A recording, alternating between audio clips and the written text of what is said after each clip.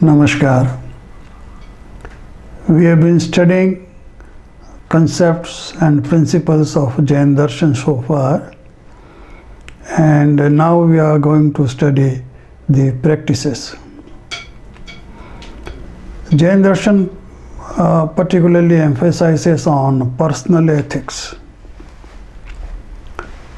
And the values are inherent in ethics. There is no ethics without values. So the human values, which is the subject of this particular course, are embedded in ethics, which we are going to study now. Ethical living is essential for order in the society. Unethical living creates, so many problems. Law and order problems, moral problems, and so on. And therefore, in order that we have a brotherhood or friendship or justice and peace in the society, our living must be ethical. In the ancient times, the thinkers and the great people connected ethics and religion, So the moral principles and moral behavior was part of religion at that time. So religion was the main theme, and other behavioral aspects were embedded in the religion. In Jainism, the good of the society and the good of the individual are linked together. As I said, that the values are embedded or inherent in ethics. So what is good for one individual is also good for the society. The ethical rules prescribed for the individuals are therefore ensure friendly relations, justice, peace, and order in the society. So there is no separate division in Jain Darshan to deal with the societal problems.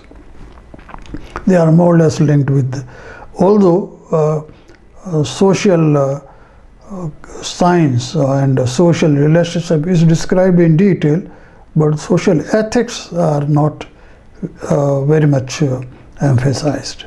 They are embedded in the personal ethics. Jain ethical rules are purely motivated by spiritual progress. So the ethical rules are such that the one also makes a spiritual progress. He observes personal ethics for his own good, for the good of the society, as well as these also help in the spiritual progress of the individual. Jainism prescribed separate rules of conduct for householders and for monks or ascetics. Ascetics are in a position to observe the rules in a more rigorously, in a vigorous manner, and the rules for householders are little relaxed as compared to those for ascetics. Some of the rules are common and some are different or separate. Those which are common, are, as I said, less rigorously followed by the householders as compared to ascetics. Normally, vows are recommended, It's not that the ethical rules are recommended in the form of vows, so that one takes a vow and one takes a solemn pledge to observe a particular ethical rule. So the rule of conduct are in the form of vows in Jainism. A vow in fact protects the individual against possible lapses in conduct. If you take a vow, you are serious to observe those rules. The object of the vow is to control the mind and mold one's conduct along the spiritual path, So the vow helps to achieve the spiritual objectives, as I said. It prevents the practitioners from evils of temptation and unregulated life, So then there is very little scope that one will go for unregulated kind of life. And these rules, I said, also protects the society.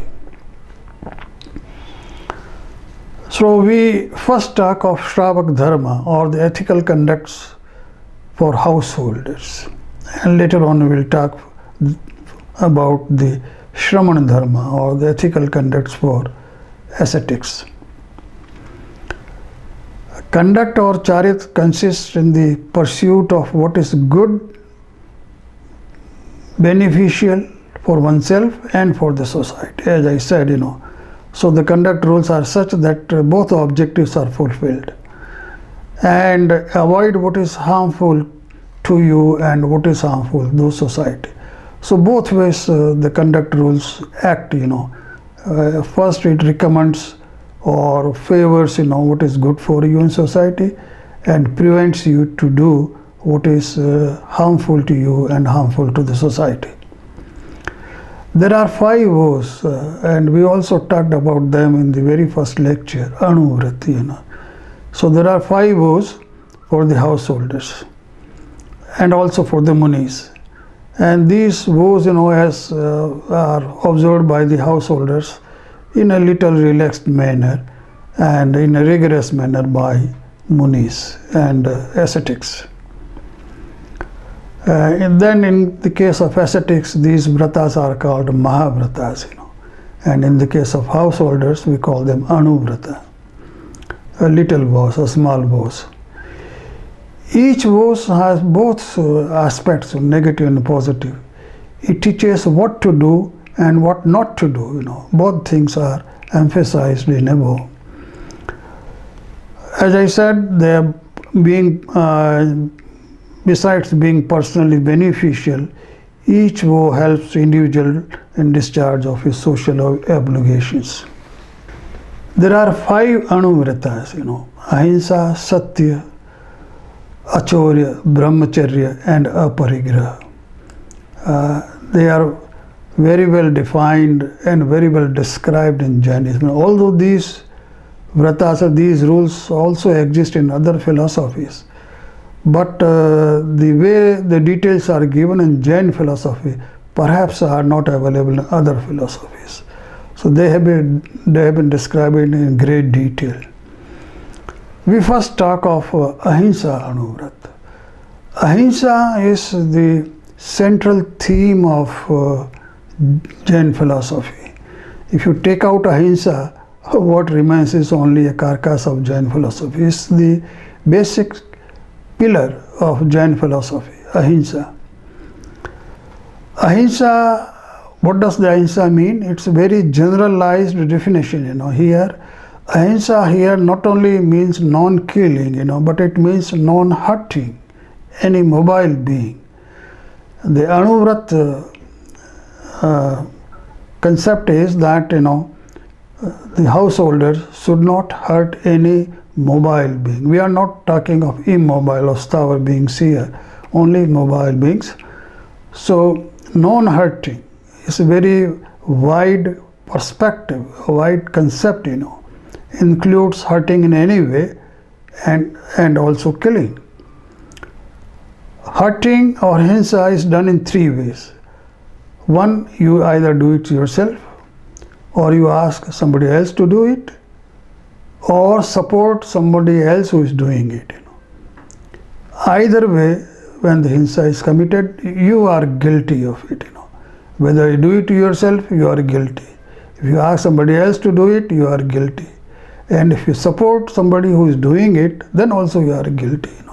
So it's a very wide scope of definition of hinsa. Hinsa is the highest form of religion. If you observe ahimsa, you have observed religion, more or less. That is, it is the highest form of religion. Hinsa is given so much of importance. Hinsa, why you call violence, or why you indulge in hinsa? Because when one is overcome by passions like anger, ego, deceitfulness, and greed, these are the passions, which make one to indulge in hinsa or violence. They are the main enemies, as I told you in the last class also. These passions are main enemies of the individual or human being, and they make an individual to act in several different ways, which are harmful to him, harmful to society, and the person bounds karma. So patience is the main activator rather for causing hinsa. The hurt may be to your own self or to others, both ways it is hinsa. Even if you hurt yourself, you are causing hinsa. That is also prohibited, You should not hurt yourself in any way, and you should not hurt others, of course, that is clear. Attachment and passions are hinsa in Jainism, If you are attached to a particular person or a particular object, and if the attachment itself is hinsa, and passions, of course, are hinsa, You engage yourself or have patience at a particular moment, you are causing hinsa. Hinsa is of two kinds, bhav hinsa and dravya hinsa. Bhav hinsa is the hinsa by thought, by thinking, by your bhav. So the thinking of hinsa itself is hinsa. So that is, the mental condition, the mental state of a person. If the mental state is such that he is thinking of these things, then as per Jainism, he has committed hinsa. Whether he has done physically or not, that is a different matter. But even if you are thinking about it, you are thinking to commit some kind of hinsa, even if you do not do it physically, you have committed hinsa. That's a very great definition. It's a very minute or fine definition of hinsa, That means the hinsa first occurs in your thought, then you act and commit hinsa physically. I will give an example, good example here. I was participating in a debate on nuclear disarmament in Parliament of World Affairs, Parliament of World Religions in Melbourne. And I was asked to present my Jain views, on the nuclear disarmament. I emphasize this point. Look here. Dravya hinsa can be prevented only if you prevent bhav hinsa. If you have a thinking, and if you are thinking of hinsa, you will always indulge in physical violence or physical armament, So if you have to have a disarmament, you have to modify or you have to reform your own thoughts, your mental attitude. Then only you can prevent this competition of armament and achieve the objective of disarmament. If one thinks of hinsa and patience, and as I said, does not actually commit hinsa, he is guilty of hinsa, and he binds karma. So you should be very careful, in the way you think and way you act. You keep your mind in a checked condition. Hinsa, what is hinsa? We must clearly understand. What you do is you're causing damage or hinsa, or you are hurting physically. So you are hurting body. So that way, if you see the hurting body is pudgal. So what are you doing?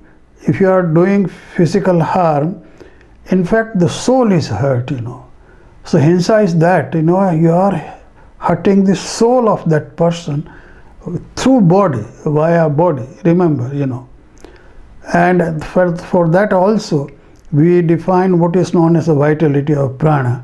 There are 10 pranas, which are defined in a living being, in a human being.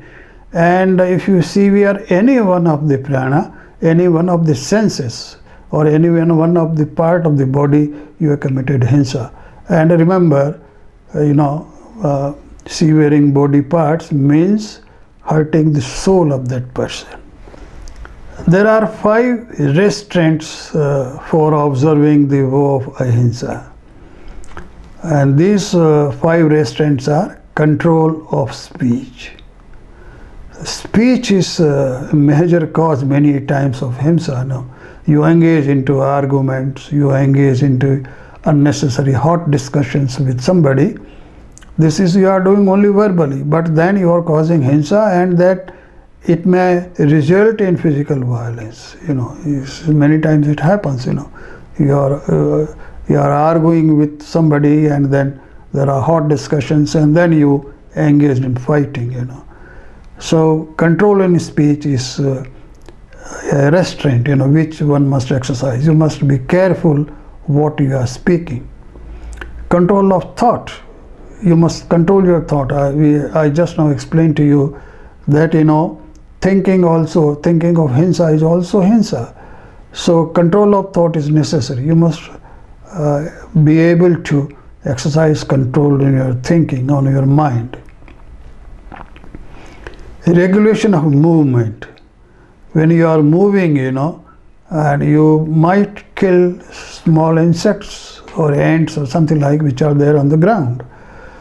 So you must be careful in walking, or moving, or when you are driving a vehicle, of course you are committing hinsa. And probably you cannot avoid it, but that must be kept to a minimum, so that you must drive as less as possible. Driving for pleasure, going on long drive and so on, you are committing hinsa. So regulation of movement, exercise care in movement. So when you are walking, you must look ahead and see that you don't kill any insect or any living being, and don't hurt any living being that way. Then care in lifting and placing things. So you have some item in your hand, and you put it on ground or table or anywhere. Then also you must be careful that by putting these items you are not killing anything. So you must. That is why the munis first wipe the place with their broom or with their pitchi and so on, and then place the item there. We don't do it in practice, but we should at least take care that there are no insects or ants or something like this, or worms on the ground or on the place where you are putting the things, and be careful that you don't commit hinsa in this act.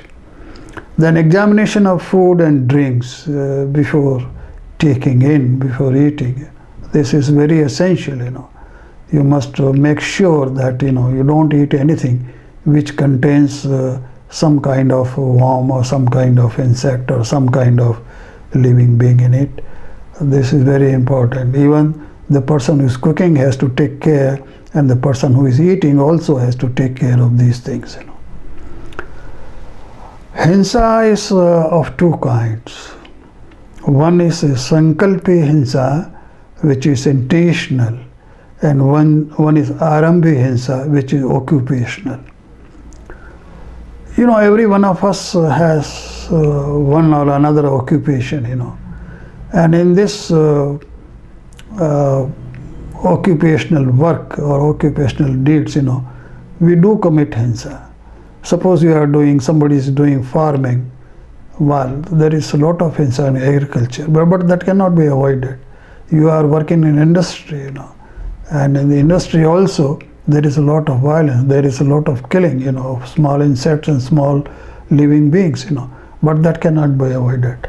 So arambhi hinsa is something, which a householder cannot avoid, but keep it to a minimum. And sankalpa hinsa is by intentionally you kill somebody.